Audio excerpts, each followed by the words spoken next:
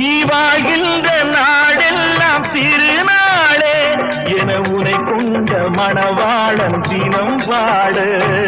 பூமழை தூவி வசந்தங்கள் வாழ்த்த